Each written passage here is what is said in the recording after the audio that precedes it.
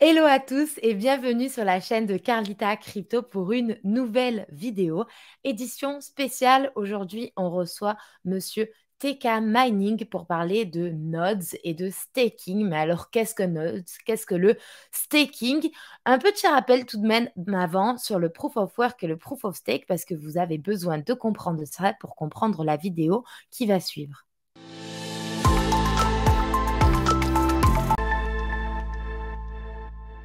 Le proof of work et le proof of stake sont tous deux des consensus, donc c'est deux méthodes qui permettent d'inscrire, de valider et de créer des blocs pour noter des transactions dans la blockchain. Dans le cas du proof of stake, c'est une méthode qui va permettre d'inscrire, de valider des transactions dans des blocs et pour cela, une personne doit posséder un certain nombre de tokens, un certain nombre de crypto-monnaies. Plus une personne possède de tokens et plus elle aura de chances d'être choisie pour créer un nouveau bloc. En échange, elle touche une partie des frais de transaction qui sont inscrites dans ce nouveau bloc. Dans le cadre d'un proof of work, c'est un peu différent. Cette méthode, elle permet également la création de nouveaux blocs, mais de manière un peu différente. Pour cela, les utilisateurs, en fait, ils vont mettre à disposition la puissance de calcul de leur machine ou de leurs ordinateurs super puissants et ils devront résoudre donc en fait des calculs mathématiques qui sont de plus en plus difficiles et pour cela, les machines, elles sont de plus en plus puissantes. En échange, les personnes qui créent de nouveaux blocs sont rétribuées par des tokens qui sont spécialement créés à cette occasion. On va commencer l'interview de Monsieur TK Mining. Encore merci à lui de me rejoindre pour vous expliquer tout ce que sont les nodes et le staking. Je mettrai bien sûr ces liens en description. N'hésitez donc pas à le suivre car il parle de nodes et de staking un peu plus en profondeur sur ses vidéos et sur sa chaîne. Et c'est parti! Hello Monsieur TK ou Monsieur TK Mining, je sais pas trop comment on t'appelle. Bienvenue. Monsieur TK, c'est bon comme Monsieur ça. TK, ok, parfait. Ravi d'être là, ravi que tu sois là. Est-ce que déjà tu peux te présenter peut-être en une ou deux phrases pour ceux qui ne te connaissent pas? Oui, alors moi c'est Monsieur TK, je suis dans la crypto-monnaie depuis 2016 et en fait j'ai créé une chaîne YouTube où je vulgarise une partie de l'écosystème des crypto-monnaies. Ça va aussi bien du minage au node, au staking, au masternode, à toutes ces possibilités qui sont offertes par les différentes blockchains pour notamment valider des blocs et faire fonctionner ces blockchains. Trop cool. Du coup, aujourd'hui, c'est ça notre sujet un peu. C'est vraiment, on va parler de nodes et de staking, mais pour les débutants. Donc, on va essayer d'expliquer ce que c'est. Moi, je t'ai préparé plein de questions parce que ça fait pas longtemps que je suis dans la crypto, donc j'ai vraiment plein de questions. Et puis, je sais que c'est des notions qui sont un peu difficiles pour les débutants. Du coup, en première partie, on va parler plus de nodes et puis en deuxième partie de staking, même si les deux se croisent. Est-ce que déjà, tu peux nous expliquer donc, c'est quoi un node? Alors, c'est une très bonne question. En fait, un node, ça peut être beaucoup de choses. Donc, un node, c'est tout simplement un nœud en français sur un réseau, sur une blockchain. Alors, tous les réseaux ont différents types de nodes. On connaît par exemple les nodes Bitcoin sur la blockchain Bitcoin qui vont notamment détenir l'intégralité de la blockchain BTC et notamment ceux-là partagés entre tous les nodes pour vérifier que les transactions, pardon, pas que les transactions, que les blockchains sont bien identiques les unes aux autres, afin qu'on n'ait pas quelqu'un qui aurait un comportement malicieux et qui voudrait par exemple d'une certaine façon pervertir la blockchain BTC. Et d'un autre côté, on peut également avoir ce qu'on va appeler des nodes validateurs qui portent bien leur nom, c'est-à-dire qu'ils vont valider des blocs. Si je vous parle d'Ethereum qui est passé notamment il y a très peu de temps en proof of stake, qui a abandonné le proof of work, qui est passé vers le proof of stake, eh bien Ethereum possède maintenant des nodes validateurs qui vont effectuer le travail de validation des blocs, validation des transactions, etc., etc. Donc il faut vraiment distinguer les deux grands types de nodes qui peuvent exister sur un réseau d'une blockchain en particulier.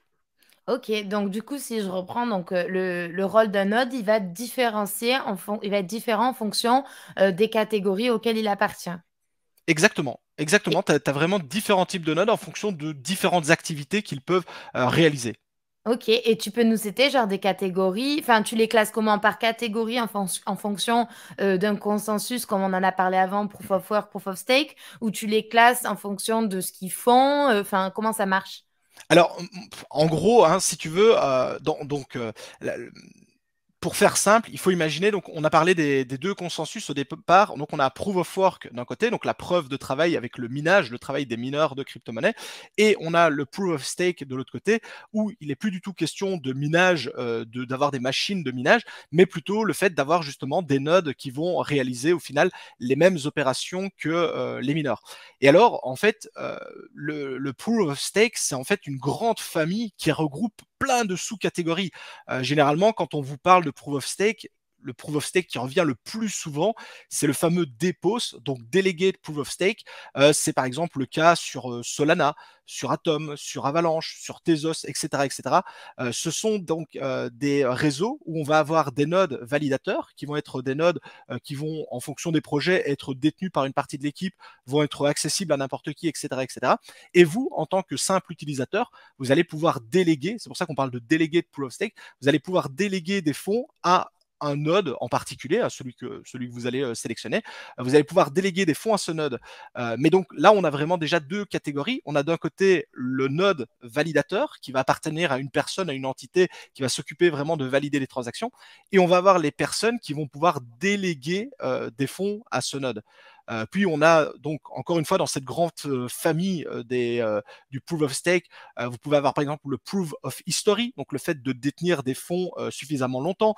On peut avoir le proof of j'ai oublié le nom, je sais plus Proof comment ça of s'appelle, mais authority, non, c'est Proof pas. of Authority, voilà, c'est ça qui peut également venir. Et en plus, dans toutes ces catégories-là, il y en a une autre que moi j'affectionne particulièrement, qui s'appelle les master nodes, donc des maîtres nœuds, qui eux sont une variante entre guillemets de ces fameux nodes validateurs dont on a parlé au début. On n'a plus cet aspect délégation. Donc quand vous avez un système avec des master nodes, il y a juste des master nodes, des nodes validateurs. Vous ne pouvez pas déléguer à ces nodes-là, mais c'est une variante. Donc vraiment, il faut imaginer ça comme une grande famille avec plein de sous-catégories derrière, avec plein de notes différents.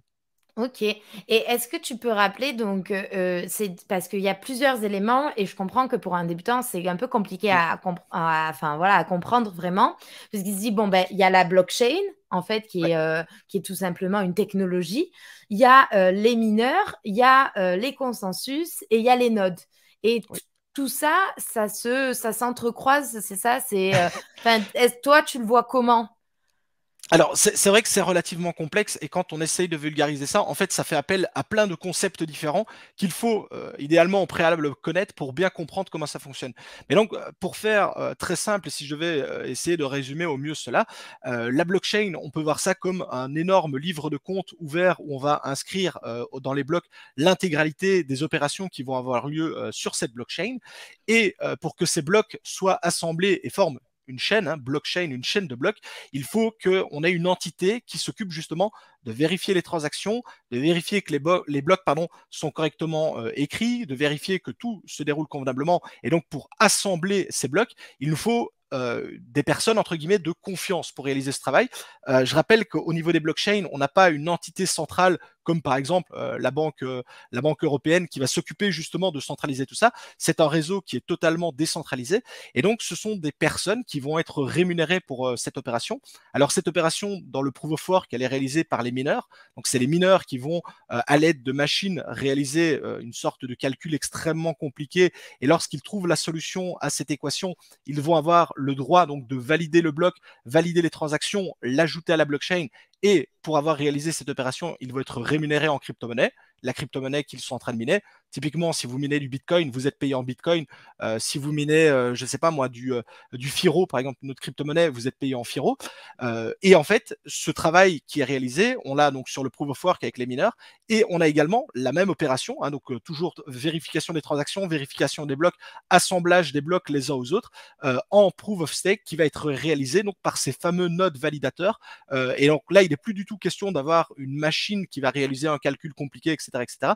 Mais le fait de posséder une sorte de machine virtuelle, parce que ça reste un node, c'est virtuel, ce sera hébergé notamment sur un serveur qui lui va s'occuper justement de vérifier que tout sur la blockchain est correct et il va alors ajouter ce bloc à la blockchain et pareil, être rémunéré pour l'opération qui va être réalisée.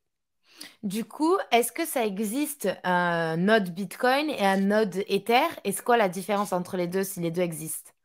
Alors, typiquement, oui, effectivement. Donc, par exemple, sur Bitcoin, vous avez donc toute la blockchain qui fonctionne en proof of work, donc grâce aux mineurs de crypto-monnaies. Par contre, pour s'assurer de la légitimité de la blockchain Bitcoin, on a ce qu'on appelle des full nodes, donc des nœuds complets, c'est-à-dire complets parce qu'ils détiennent la totalité de la blockchain. Et sur Bitcoin, ça existe. Par contre, le fait de détenir un full node Bitcoin vous permet juste, entre guillemets, d'héberger la blockchain Bitcoin, de vérifier que celle-ci n'est pas corrompue, etc., etc. Mais vous n'allez pas valider de bloc, vous n'allez pas valider de transaction, puisque ça, c'est le travail des mineurs. Et donc, vous n'allez pas être spécialement rémunéré pour cette action. Vous participez au bon fonctionnement du réseau, vous participez à sa décentralisation, mais ce n'est pas une activité rémunératrice. Si on prend Ethereum, qui, il y a encore peu de temps, fonctionnait en proof of work, donc là, c'était des mineurs, et ils avaient également des full nodes, donc qui sont des nodes qui détiennent, comme pour Bitcoin, la totalité de la blockchain Ethereum pour s'assurer qu'elle est valable, etc., etc. Et bien, lorsque Ethereum est passé donc de proof of work vers proof of stake, on a laissé tomber les mineurs, entre guillemets, sont devenus, c'est des gros guillemets, sont devenus des nodes validateurs, et on a toujours des full nodes sur le réseau Ethereum. Donc, pareil, les nodes validateurs vont s'occuper de réaliser la validation des blocs, des transactions, et les full nodes vont détenir la blockchain Ethereum. Encore une fois, un full node Ethereum ne vous rapporte pas d'argent. Vous le faites pour participer au réseau, à sa décentralisation, etc., etc. Mais ce n'est pas une activité rémunératrice. Si vous voulez être rémunéré pour le soutien de la blockchain, il faut posséder un node validateur sur Ethereum. Ok, très bien. Et moi, en faisant, donc, je savais qu'on allait se voir ce soir pour parler de ça, donc j'ai fait quelques recherches et je suis tombée sur plusieurs trucs. Je suis tombée sur mining node, staking node, authority node, master node. Et là, j'ai fait, quand j'ai vu tout ça, j'ai fait, oula. Et du coup, je me demandais si toi, tu avais une définition pour chaque terme ou si ça se trouve, c'était la même chose, mais juste qu'il y avait des noms, des appellations différents ou si, comme tu nous expliquais justement tout de suite, tu disais bah, full node, c'est quelque chose qui est différent des nodes validateurs, etc. Alors oui, en gros, bon, déjà, en fonction des projets, les nodes ne portent pas spécialement les mêmes noms. Ok. Généralement, il y a un consensus qui dit que full node, c'est effectivement un node qui contient la blockchain du projet. Le node validateur porte bien son nom, il va valider des blocs. Par contre, voilà, en fonction des projets, ça peut être un petit peu différent. On a des projets, par exemple, qui n'ont pas de node validateur, qui ont des master nodes, comme tu l'as dit, et ces master nodes vont également donc valider les transactions, valider les blocs, sauf qu'ils portent un autre nom, qui est plus le nom de node validateur, mais de masternode. Le principe est exactement le même, c'est-à-dire que les opérations qu'ils vont réaliser sont les mêmes, ça ne change pas. Par contre, effectivement, je vous ai parlé effectivement que le staking, donc le staking était le proof of stake, pardon, est une grande famille qui détient plein de catégories. Et en fait, en fonction de la catégorie dans laquelle on se situe, les noms de ce qu'on va appeler les nodes validateurs, les masternodes, les full nodes, etc., peut varier un petit peu. Par exemple, sur certains projets, on va pas parler de node validateur, on va parler de baker, qui est traduit en français en boulangerie ou boulanger, puisque c'est effectivement la transcription pure et dure de ce que c'est. Mais en fait, c'est la même chose. Donc, typiquement, je crois que c'est sur Tezos, vous allez avoir affaire à un baker qui est en fait un node validateur. Le nom change, mais le principe est exactement le même. Ça dépend vraiment des projets, quoi. Ok, et est-ce qu'il y a tu connais des projets ou des blockchains qui utilisent bah, plusieurs nodes, qui ont je sais pas moi, des nodes validateurs et en même temps des master nodes et en même temps des full nodes, ou où ils choisissent en général un type de node en fonction du consensus? Alors, généralement, en fonction du consensus, tu as vraiment un type de node, enfin de système qui est défini à l'avance, puisqu'effectivement, dans le cas d'un node validateur, tu peux avoir notamment cette possibilité d'avoir une délégation de coins, ce que Mm. tu n'as pas, par exemple, dans le cas des masternodes. Dans les masternodes, il n'est pas possible de déléguer des fonds à un node, c'est vraiment un node seul qui va opérer. Donc voilà, en fait, c'est vraiment, encore une fois, c'est vraiment du cas par cas en fonction des projets. Après, je connais moi des projets personnellement qui associent, je vous le disais par exemple avec Ethereum, où on a donc des nodes validateurs et des full nodes. Mhm. On a des projets par exemple qui vont associer à la fois du proof of work et du proof of stake. Donc on va avoir des mineurs d'un côté et des masternodes. Généralement, c'est des masternodes de l'autre côté. Par contre, je ne pense pas que cela existe ou alors je les connais pas, des coins qui proposaient par exemple un node validateur et un masternode, puisque ce serait à peu de choses près la même chose. Donc pour moi c'est l'un ou l'autre. Par contre, tu peux avoir des crypto-monnaies qui fonctionnent avec les deux consensus, proof of work pardon, et proof of stake. Ok, super intéressant. Et ça marche. Enfin, moi, je suis curieuse de savoir comment ça marche, tu vois, est-ce que moi, je peux installer un Node comme ça sur mon ordi ou est-ce qu'il me faut des connaissances et du matériel spécifique? Alors, encore une fois, ça va être du cas par cas. Donc Ouais. sur certains petits nodes, il y a aucun problème pour monter ça sur un ordinateur. Alors, généralement, les nodes sont écrits et codés, notamment dans un langage de programmation qui tourne très souvent, sur Linux, Ubuntu et ses variantes. Ça veut Mhm. dire qu'il faut quand même avoir quelques, affinités avec, le langage de programmation de ce genre de système d'exploitation, hein. Donc en Ok. fait, Linux ou Ubuntu, pour ceux qui savent pas ce que c'est, vous avez Windows, vous avez macOS qui sont les plus connus, hein, donc Apple et Windows pour Microsoft, et vous avez également une distribution libre et gratuite qui est Linux et ses variantes avec Ubuntu et compagnie. Et en fait, généralement, les nodes sont codés dans ce langage de programmation. Alors, c'est vrai que si vous avez eu l'habitude de connaître le code ou autre, vous avez un énorme avantage pour pouvoir monter ce genre de node. Par contre, moi, par exemple, j'ai jamais fait d'études spécialement dans l'informatique. Je ne sais pas coder et j'ai appris sur le tas. Alors après, voilà, c'est à force de pratiquer qu'on commence à apprendre les choses. Donc, j'ai envie de dire que oui, c'est accessible à tout le monde. Si vous avez fait des études dans l'informatique ou vous êtes à l'aise avec l'outil informatique, vous n'aurez que des avantages. Par contre, de nos jours, maintenant, on a très souvent des tutos écrits, des tutos en vidéo qui vous expliquent étape par étape Mm. comment faire. Donc, j'ai envie de dire, oui, même si vous avez jamais touché un code comme ça, vous pourrez y arriver. Ce sera un petit peu galère, mais c'est possible. Ok. Et est-ce que, donc, niveau matériel, tu me dis juste un ordinateur plus ou moins bon selon le node qu'on veut installer, Ouais. ça suffit, quoi. C'est pas comme quand on veut miner du Bitcoin où il faut acheter des machines spécifiques, etc. Alors, encore une fois, donc ça dépend des projets. Donc, généralement, dans 90% des cas, tu pourras monter ça sur un simple ordinateur. On a beaucoup de nodes d'ailleurs qui tournent sur les mini PC type Raspberry Pi. Pour Ok. ceux qui connaissent, donc ce sont vraiment à la base, c'était des mini ordinateurs qu'on pouvait trouver à 80-100 euros et qui permettaient notamment de monter des nodes. Et en plus, comme ce sont des mini PC, ça consomme quasiment rien en électricité, donc c'était sympa. Dans certains cas, pour certains projets, il faut des machines un peu plus puissantes, un peu plus costauds. Typiquement, un node Ethereum, bah, effectivement, vous pouvez pas monter ça sur un simple Raspberry Pi. Il vous faudra une machine un peu plus puissante, mais ça Ok. reste relativement accessible. Et il existe encore une autre possibilité. Si vous n'avez pas la possibilité notamment d'avoir la machine à la maison, vous pouvez sans problème louer, hein, ce genre de machine. Ça reste ce qu'on appelle un serveur dans le milieu. Vous pouvez en louer soit chez les gros fournisseurs que sont Amazon AWS, Google Cloud, OVH et autres. Et vous pouvez en fait louer cette machine sur laquelle vous allez installer votre node, votre master node, votre node validateur sans problème, quoi. Ok, et la question pour un champion, pourquoi est-ce que je ferais ça, tu vois? Parce que du coup, j'ai compris que, bon, ça, Mm, selon le node que j'ai installé, ça allait pas forcément consommer beaucoup d'énergie, mm. que le matériel à acheter n'était pas forcément si cher à la base. Donc, si, je pense que la première raison, c'est de participer à la décentralisation d'un réseau, mais est-ce qu'il y a d'autres incentives ou c'est juste vraiment des personnes qui se sentent, bah, qui ont les mêmes valeurs qu'un projet et qui s'impliquent dans celui-là en faisant tourner des nodes?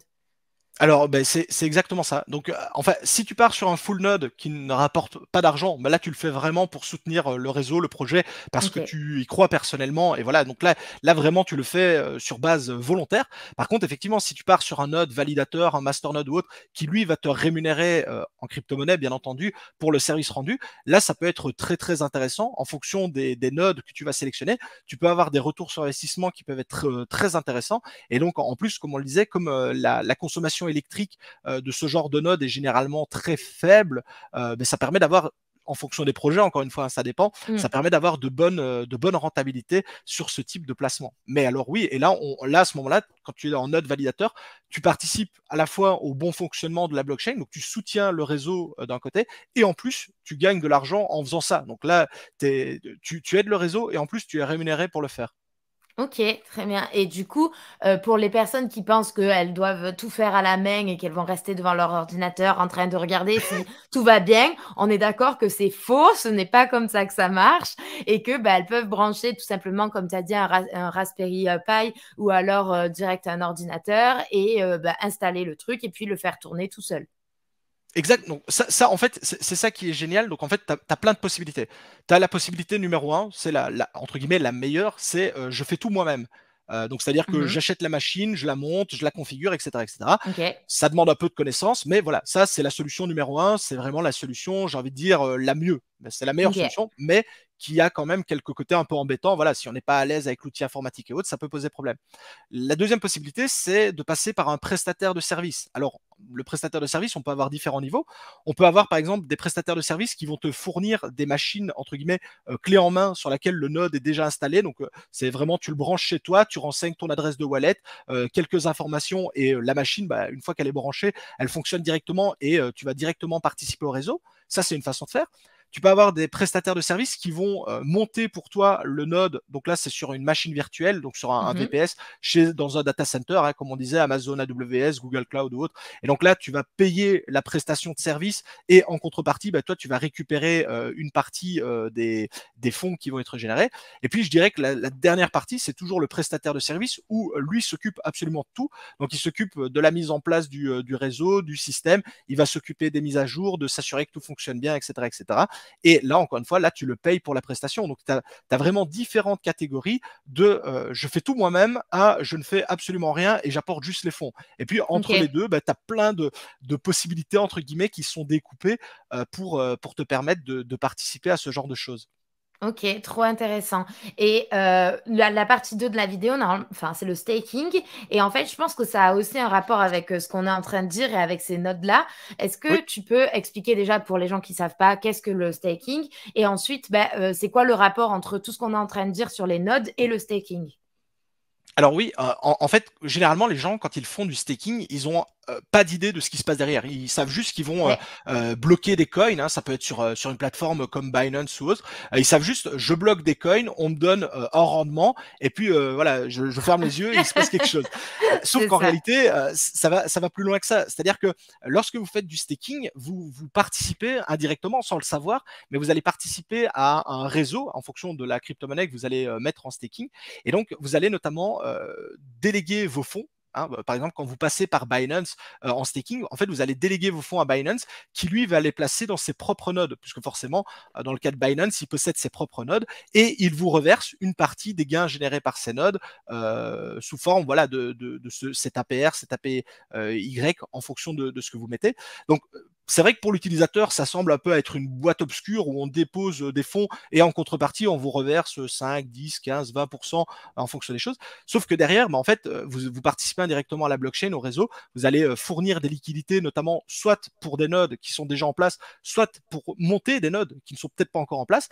Et en contrepartie, bah, parce que comme vous fournissez une partie des capitaux, j'ai envie de dire, ben, vous allez être rémunéré pour cette activité, puisque vous allez, entre guillemets, d'une certaine façon, un petit peu, alors c'est pas le bon mot, mais vous allez donner de la force à un node en particulier.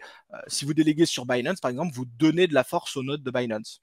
Ok, et comme tu disais, donc il y a plusieurs possibilités. C'est de monter son node soi-même. C'est sinon on peut faire appel à des prestataires de services ou Mm. alors la solution, on va dire, si on veut faire du staking et participer un peu à cette décentralisation, mais on va dire, sans se prendre la tête et qu'on veut repasser du coup dans la centralisation des exchanges, Oui. on va passer par des personnes comme Binance. Je ne citerai pas FTX bien évidemment, mais Plus mais maintenant, en tout cas. voilà, plus maintenant, mais voilà, on va passer par des acteurs qui sont centralisés. Voilà. Est-ce que c'est, d'après toi, une bonne ou une mauvaise idée?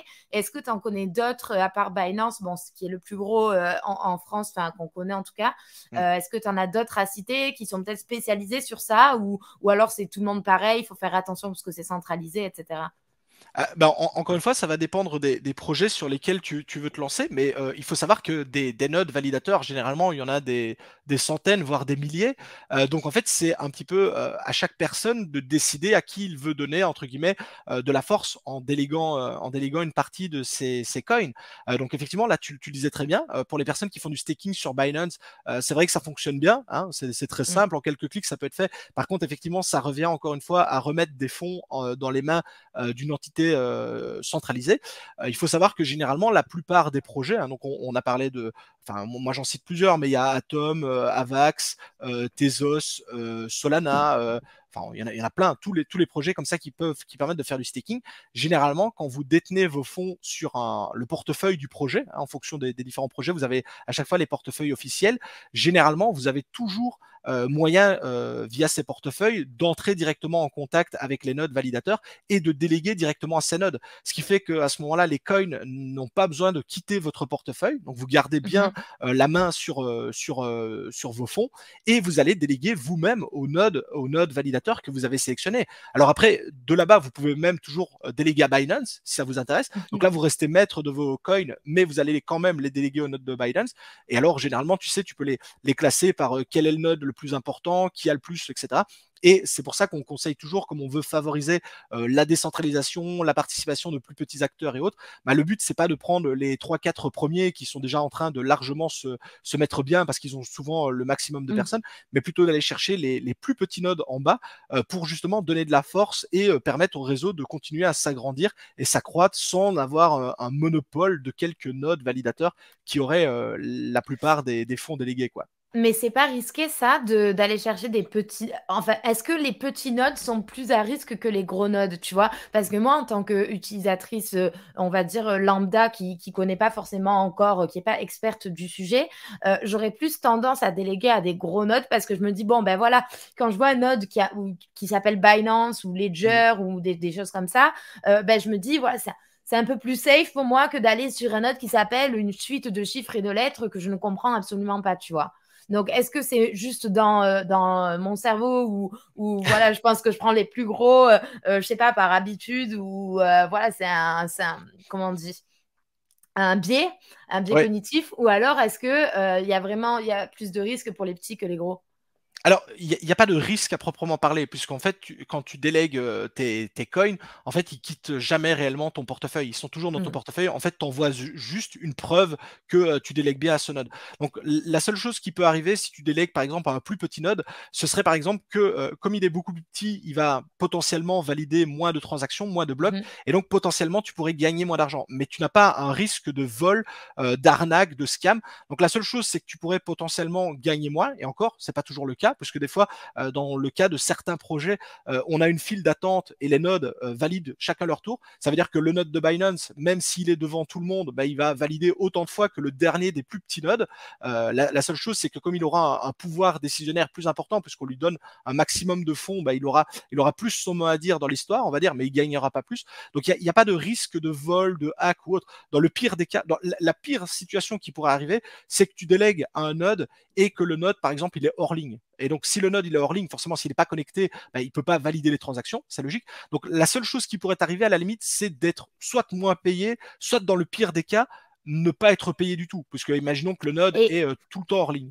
Mais tu peux pas perdre tes fonds comme ça Non. parce que par exemple j'avais entendu genre quand que tu fais du proof of stake c'est quand même de la preuve d'enjeu donc tu mets en gage on va dire un certain nombre de coins de tokens et si ton truc est pas connecté au réseau ou des trucs comme ça tu perds pas de tokens c'est juste si tu veux faire une attaque et à quel truc que tu perds tes tokens.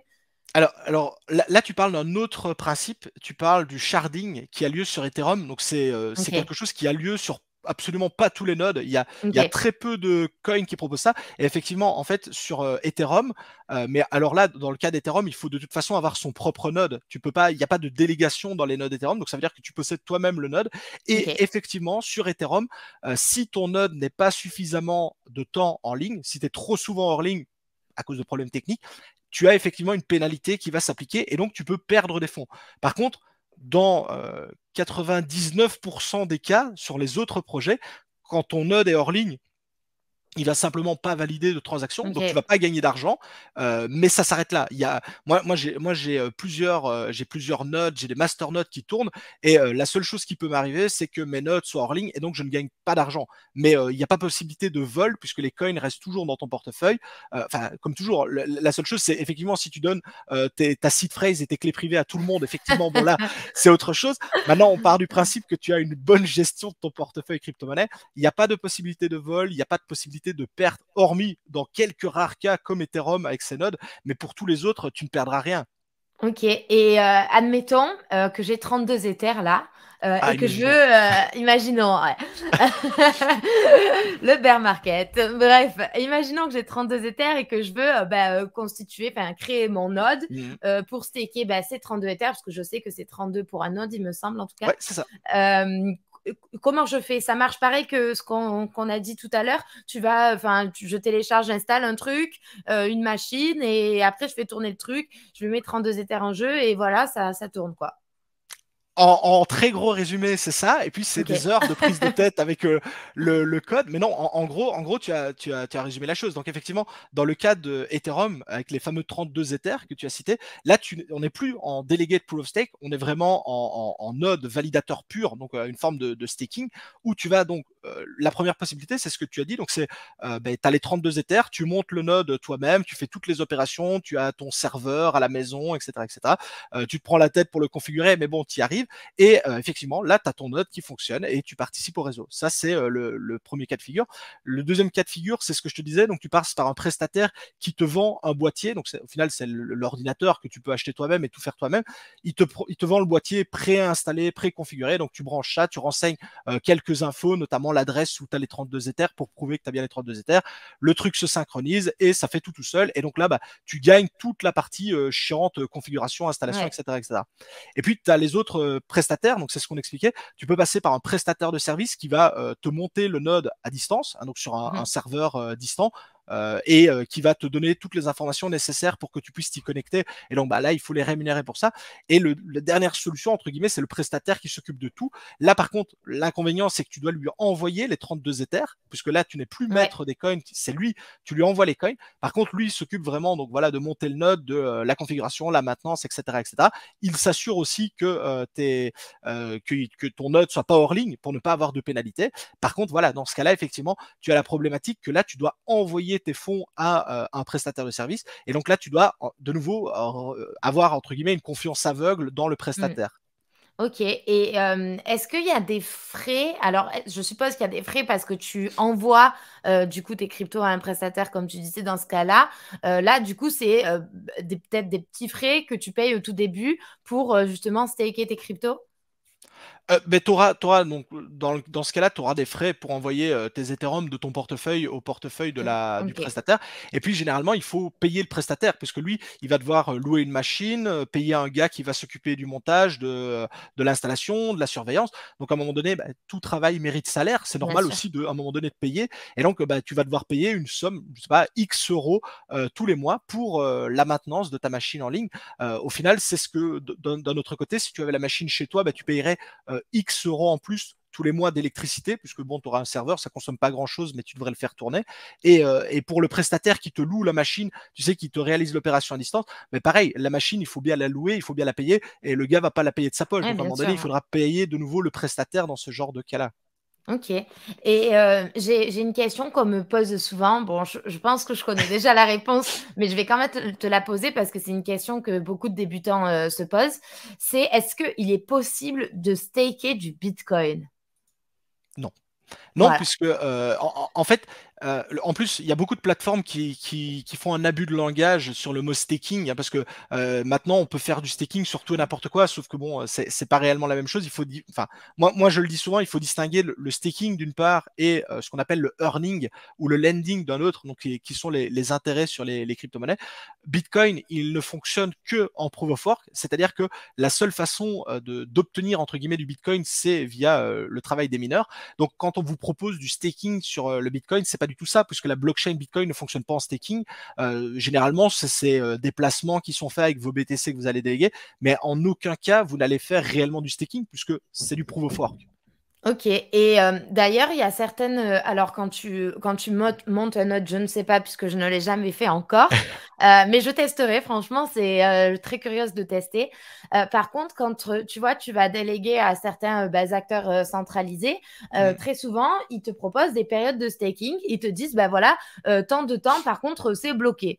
Alors, Ouais. je sais pas trop pourquoi ils font ça, parce que est-ce que si moi j'installe une machine toute seule, comme tu disais, je la fais tourner, je veux dire, à tout moment, enfin, si je veux, je récupère mes trucs, je la débranche, je mets tout à la poubelle et tout va bien. C'est ça. Pourquoi eux, ils bloquent? C'est des intérêts pour eux, en fait, qui bloquent ou enfin, comment ça marche, tu sais ou...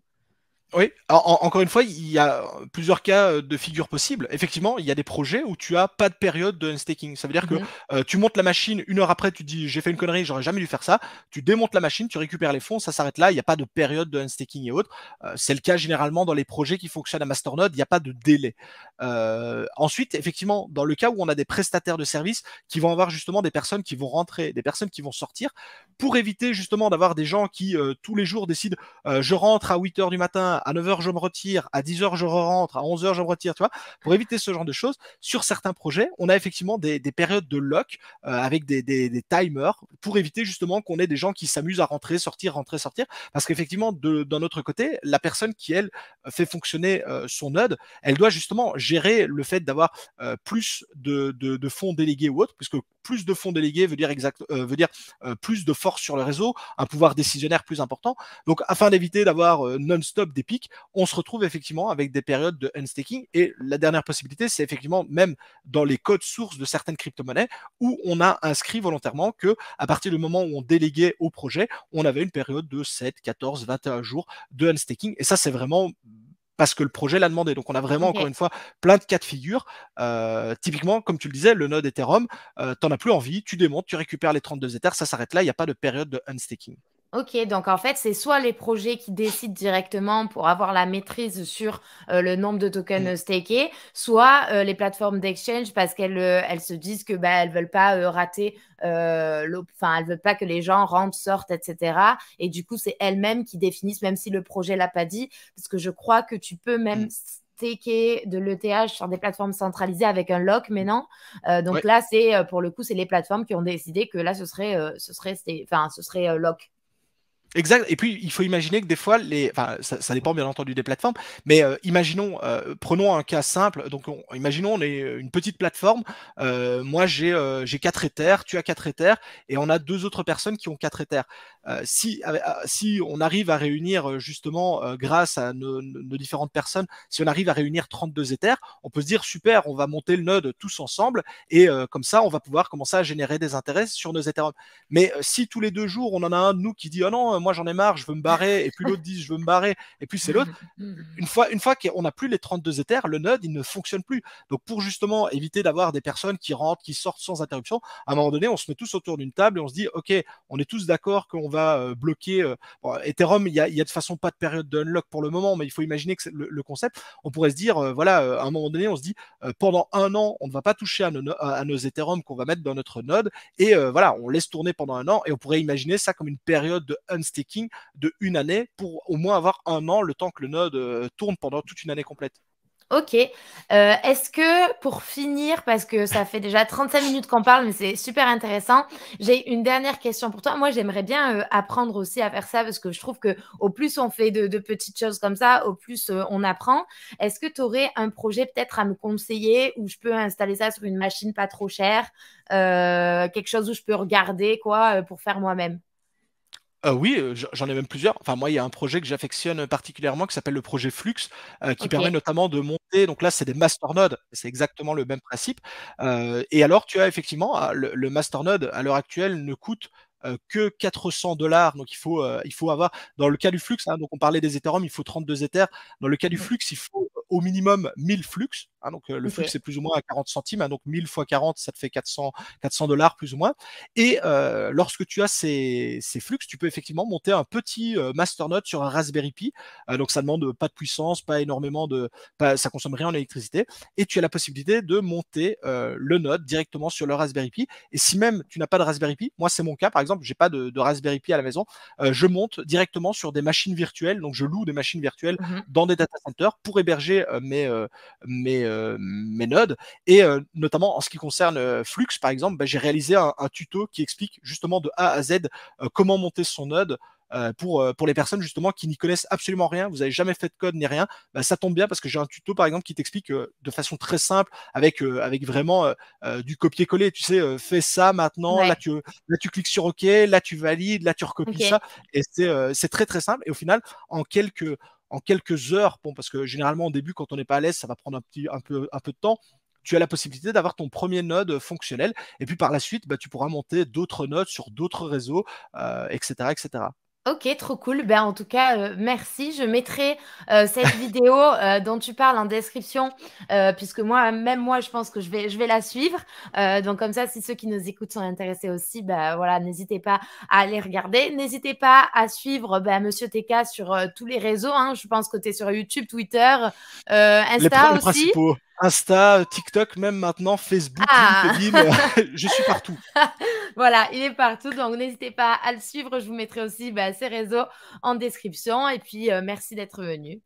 Avec grand plaisir et merci à toi pour l'invitation. Merci, au revoir à tous. Ciao!